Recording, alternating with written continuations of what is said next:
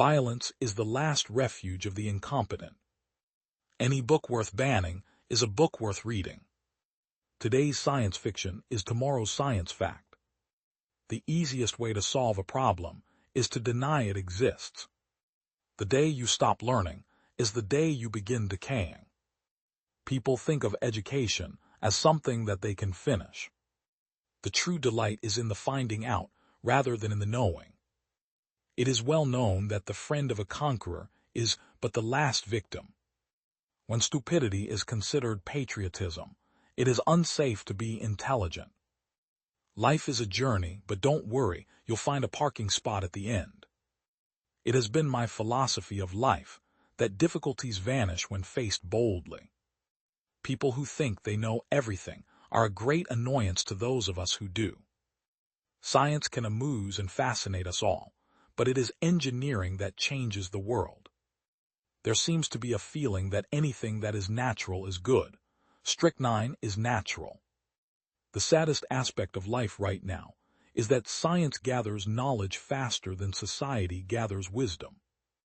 Maybe happiness is this, not feeling like you should be elsewhere doing something else, being someone else.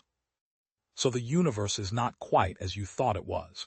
You'd better rearrange your beliefs then, because you certainly can't rearrange the universe.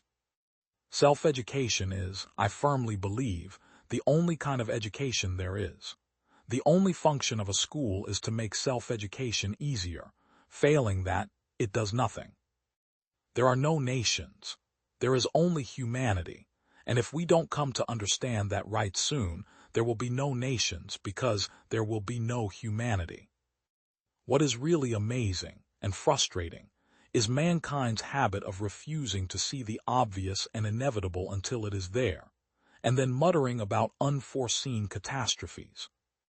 There is a cult of ignorance in the United States, and there has always been. The strain of anti-intellectualism has been a constant thread winding its way through our political and cultural life, nurtured by the false notion that democracy means that my ignorance is just as good as your knowledge. I believe in evidence. I believe in observation, measurement, and reasoning, confirmed by independent observers. I'll believe anything, no matter how wild and ridiculous, if there is evidence for it. The wilder and more ridiculous something is, however, the firmer and more solid the evidence will have to be. Science is uncertain. Theories are subject to revision. Observations are open to a variety of interpretations, and scientists quarrel amongst themselves. This is disillusioning for those untrained in the scientific method, who thus turn to the rigid certainty of the Bible instead.